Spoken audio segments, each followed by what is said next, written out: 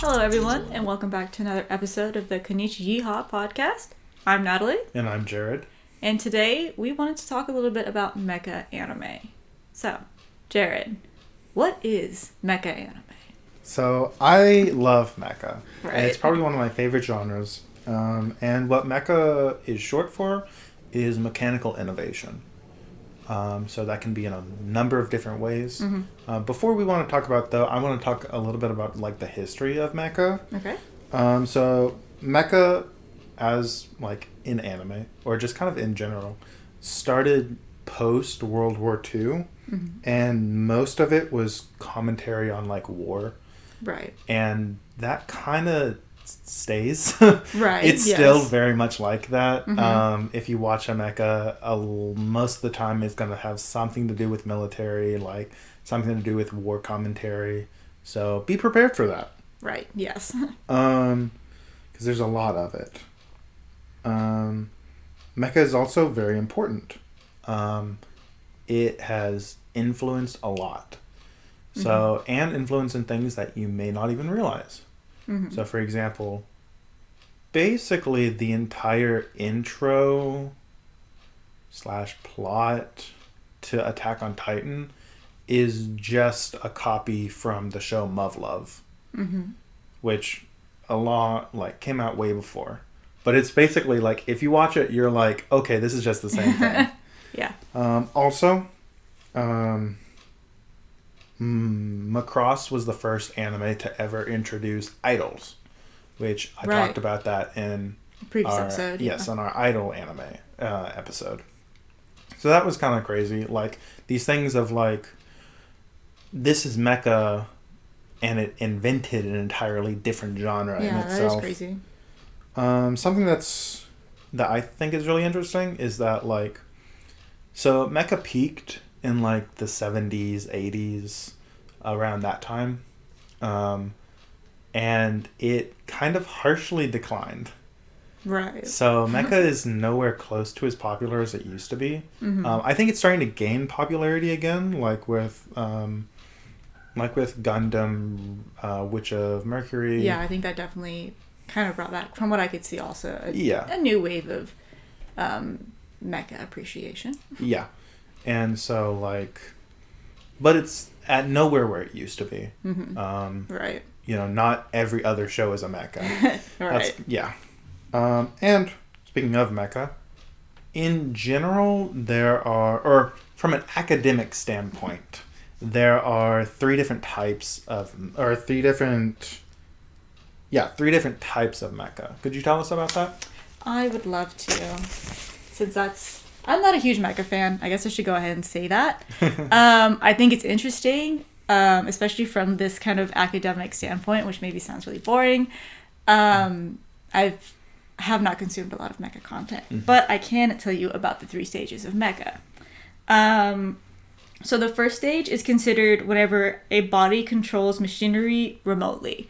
We don't really see this anymore. Yeah. Like, at all. But it's essentially, think of a giant robot that is being controlled with a remote control. Yeah. A good example of that, or the example that, is Tetsujin 28. Yes. They also believe that there was actually the first, what I would consider, mecha anime or manga to be released.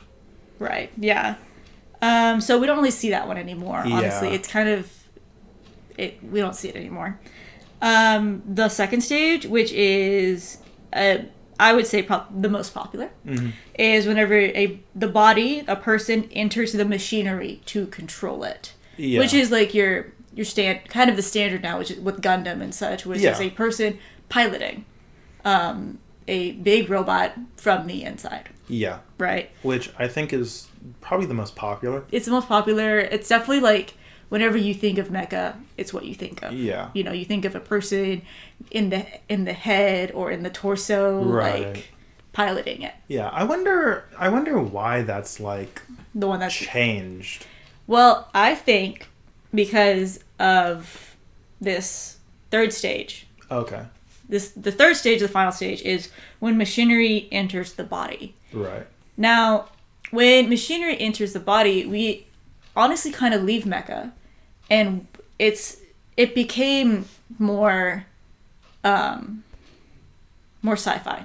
Yeah. It became more sci-fi and more cyberpunk whenever the machinery entered the body. So we don't consider that mecha. Right. But if we go with mecha is short for mechanical innovation. Right.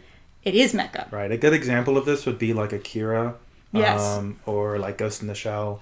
Yes, those are examples of most people would think of them as sci-fi though. They would not think of them as mecha. Yeah, like I'm like a little bit of a purist. Yes, I know you're not a big fan of stage 3 being considered mecha. I am very like mecha needs to be like a giant robot. Mm-hmm. That's just what it is in my mind, and so like thinking of Ghost in the Shell or Akira as like a mecha anime is kind of weird. Mm-hmm. And I imagine that's probably how most people think as well. Definitely.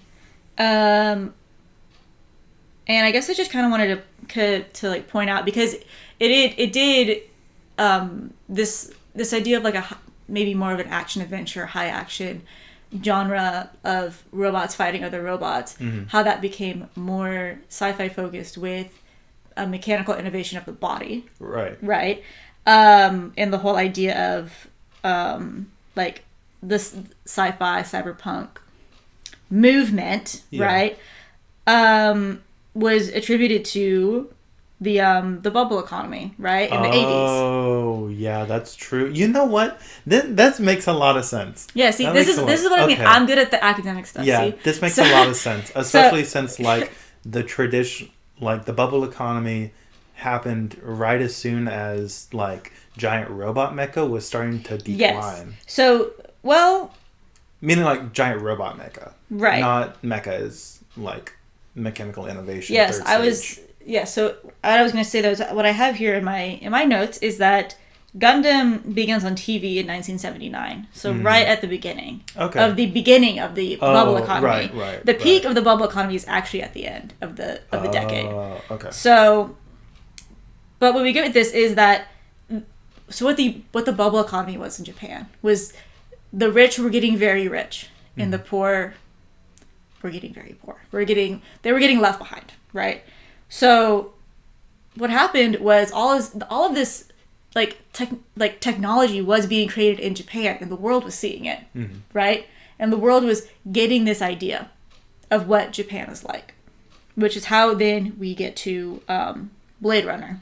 I'm going to go right to Blade Runner, which came out in 1982, so kind of at the beginning of this bubble economy, right? And when you watch Blade Runner, and this is like where the whole idea of like sci-fi, cyberpunk has this like Asian undertone. Yeah. You know, a lot of people, they know it's there, but they don't know why. Yeah. You know what I mean? And this is where it came from. It's because of the bubble economy. Japan was advancing a lot quicker than the rest of the world.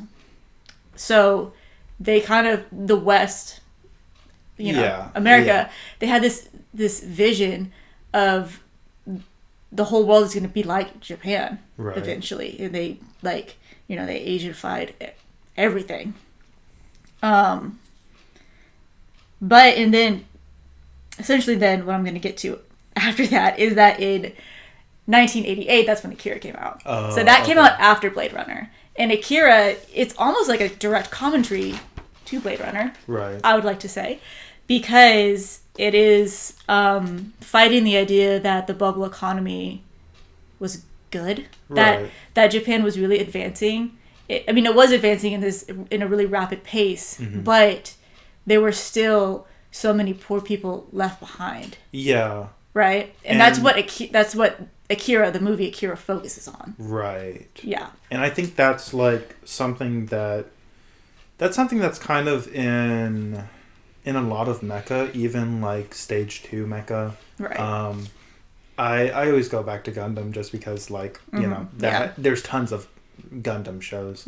But like even in the most recent Witch of Mercury, it shows like the wealth divide between like the space noids that are big business companies versus the earthlings that like have nothing, and so they have to like jerry rig together a flight suit for their mecha, and like You know, it's things that are like that will always be relevant. Right. Yeah. It's, you know, and that's something that's kind of great about Mecha. Sad, but great Right. about Mecha is that you can watch a Mecha from, you know, 1979 and it's still relevant today because we're still having those same problems. But yeah, no, it's super interesting. Again, I'm not like... Okay. Stage 3 is cool. Stage 3 is very cool. It's very cool. You know, you get some really cool stuff out of it. You get, you know, the whole cyberpunk aspect out of it. Right. But I think because the creation of the genre of cyberpunk, I consider Stage 3 a completely different genre. It does come off as something that's completely different. Yeah, exactly. Yeah. But from an academic standpoint, I cannot deny that it does go under the academic or the definition of mecha, which is mechanical innovation. Right.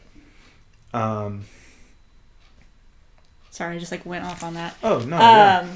But here you're not. But yeah. So now after all of this, after this, you know, little history, I guess. After this history, after this you know, Mecha is all sad and gloom and awful.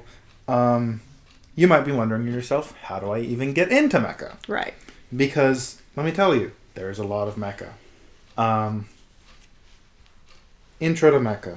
I'd say what everyone looks for first is going to be Gundam. Right, yeah. Have you heard... Do you know anything about Gundam? I watched... You watched that one movie. I watched one movie with you, and it was good. Yeah. I liked it. I did like it. And then I've seen some stuff about Witch of Mercury, but not a lot. Yeah. So, Gundam is very hard to get into, but also very easy at the same time. You have to start somewhere. Yeah, you just have to find where to start. It is the highest grossing anime series of all time. Right. Not surprising, it's been around forever. 79. And something really interesting about Gundam is that it did two things. It's historically significant for two reasons. So one of the reasons is because stage 2, or not stage 2, just I'd say stage 1 and 2 mecha have two different genres. They have the real robot and they have the super robot. So what the super robot is something that's very fantastical. A lot of the times the robot maybe has emotions or has eyes, is a living thing. Mazinger is a good example of that. Mazinger was also, just a side note, Mazinger was the very first piloted mecha show. Okay. Getter Robo is also a good example of that. Of this robot is it has supernatural abilities, you know, getter energy and things like that.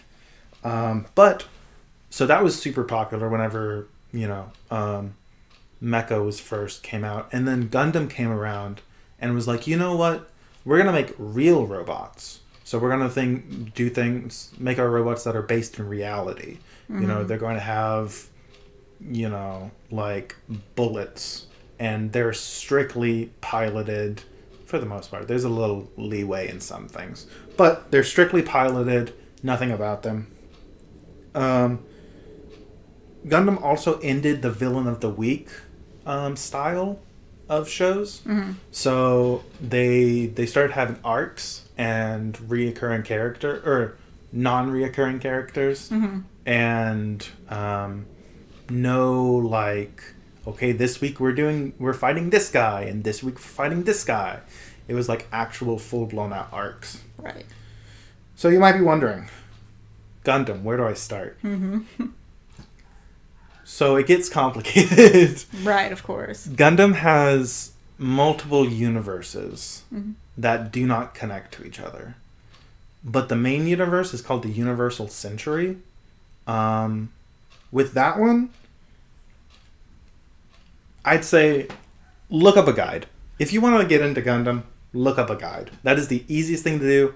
That is what I did, and it makes life a lot easier. With Universal Century, you start at the beginning.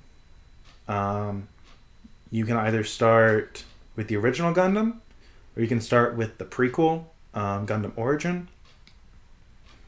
Then you just watch it. Mm-hmm. Or you can just look at whatever's cool in like the other universes.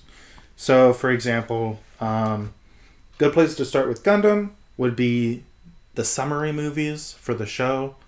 The show's like 50 episodes long, something like that. And they have 3 summary movies that also have updated like animation, and like they skip a little bit of the like filler stuff. Mm-hmm. I watched them. I think they're fine. I think they're fine as a good start to Gundam.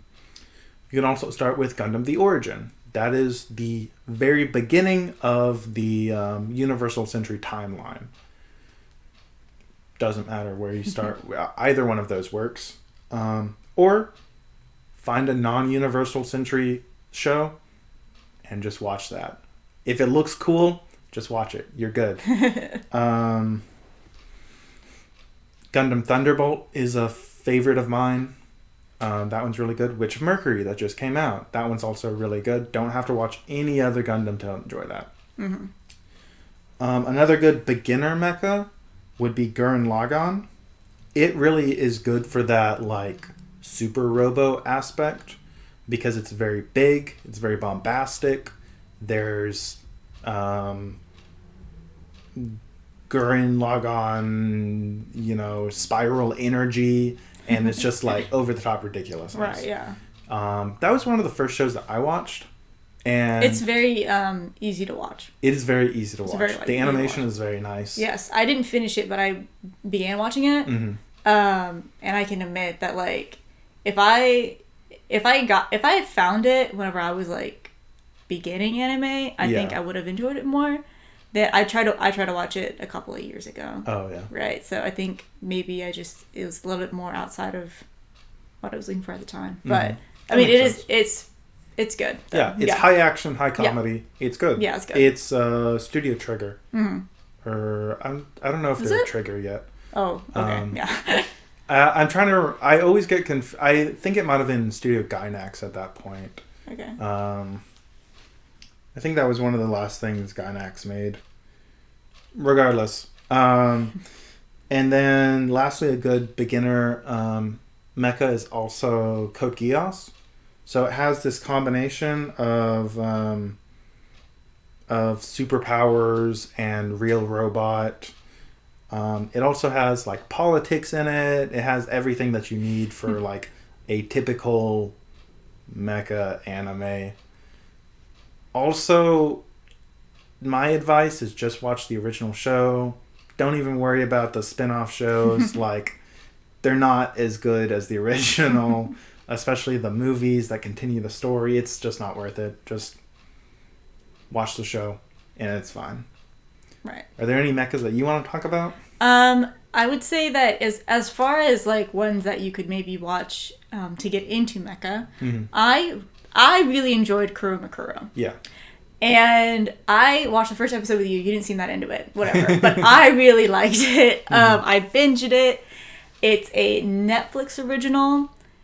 And it's like, to me, it's humorous to me because the cover of Kuromukuro looks like a complete ripoff of like Neon Genesis. But like it's like it's nowhere near the same story. Mm-hmm. So Kuromukuro is about a Japanese samurai, like a real one, like back in time, samurai who gets like essentially like cryogenically, or he gets in goop, then it like preserves him, right? And then he wakes up in modern time, and so he's like one of the main characters. The other main character is a high school girl. I know, riveting stuff. This high school girl is her mother is some important person at the, I mean, I don't know what else to call it other than like Gundam, the big mecha robot facility. And she's a really important person there. So she has like high expectations. But this young girl is just kind of like not doing very good at school and doesn't know what to do in the future. And, you know, just like high school things, right? Mm-hmm. So there's like, she is the one who frees the samurai from the goop, essentially. And he mistakes her for a princess, sure, and is like, I serve you now, kind of thing. I mean, he realizes that it's not her. It's not like an ongoing thing, kind of. And it's essentially revealed that samurai back in the day did fight in big robot suits, right? Like, that's kind of part of the lore. I really like the lore because it kind of brings in this like mythology aspect, where what like the myth of ogres in Japan, they were actually like alien robots, and that the samurai had to fight. So he keeps calling them ogres. The samurai, he's like, oh, the ogres, they're like coming. I need to defeat the ogres. And of course, everyone's like, what are you talking about? And he's talking about like alien mechs.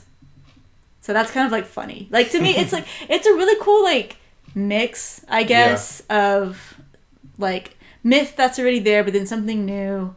And I think the story's really nice, and I think the characters are really nice. I will say that as far as the mechs themselves go, they're not that great. Honestly, sorry. They're kind of small. Okay, question. Were they CG or 2D? The mechs are CG. The mechs are CG. Okay. That's the easy thing to do for high action, you know? Yeah. So that is like a big like kind of fight in the mecha like community, right? Is like CG versus 2D, because ultimately 2D almost always looks better. It always looks better. That's what I'm saying though, is that like honestly the mech part, it's a little cringe to watch. I think that they're too small. I think that because it is CG, they are too light. And they just kind of look wonky. Yeah. But it's a great story. Yeah. It's really cool. I recommend it. And I guess, we discussed this a little bit before we started recording, but I feel like it would be, a tragedy, a crime, to not mention Neon Genesis. Of course. That's probably, beside Gundam, that's probably one of the most, like, well-known, at least in America. Yes. Like, well-known mecha anime. Right. And the reason we were talking about how maybe that's not the best beginning one is because the whole point of Neon Genesis is that it broke down a lot of the generic conventions of what a mech anime was. I know one of the direct parallels is that in Gundam, I don't know which Gundam, but the first Gundam, it's a young boy who is being told that he has to pilot this mech. They're like, you have to do it because there's something's here, we have to fight it, and you have to get in the mech. And the kid is like, hell yeah, big robot. Pretty much, and then he goes and he fights in it, and he's like, this is amazing, I'm ready to join the military. Whereas in the first episode of Neon Genesis, same thing, teenage boy is being told that he needs to pilot this mech in order to fight this thing, and he struggles. He doesn't want to do it. He does not want to fight. He's like, it's like a whole internal struggle. Yeah. So that was kind of like, that's the beginning of it. It breaks it down way more. Yeah. But it is a wonderful anime. It is. And it's definitely worth checking out. Maybe not your first one, but it's definitely worth checking out. It's a lot. It's very emotional. And the mechs look really cool. Yes. The mechs look really cool. They're huge. I love that. They land on whole mountainsides, and I'm like, yes. Mm-hmm. Yes. And this is a rare instance in which I say both iterations of the show are really good. So you have the old TV show from the 90s. Mm-hmm. That still holds up very well. The story on it is very good, and same with the animation, honestly. Yes, it is. And then you have the rebuild movies, which are 4 different movies that they made in the the later 2000s or 2010s, I think. I don't know when the first one came out. Probably like 2011 or something like that. Regardless, the couple of years ago, the final movie finally came out. It's like 2.5 hours long, something like maybe like 3 hours long. Yeah. And so that's concluded. The manga's concluded. All three are technically different in some way. Right. Which is a little frustrating. Yes. But everybody has their favorite. Yes. Yes. So, any way that you want to experience Evangelion is a valid, probably very good way. Yeah. I don't know if, like, the school spin-off is the best. You know, there's definitely some things that are like, okay, sure, why not? But all of it's very good. I'd say, like, it's definitely not a beginner mecha anime. Sure as hell not a beginner anime in general. No, it's not.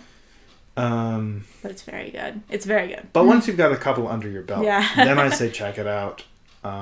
Very emotional. Very draining. Yes, it is. And I think that might be it. Yeah. You have something else? No, I think that's it for today. All right. Well, thank you guys so much for tuning in to this episode of the Konich-Yeehaw podcast. I'm Natalie. And I'm Jared. And thank you guys so much for listening. See you next time. Yeehaw. Yeehaw.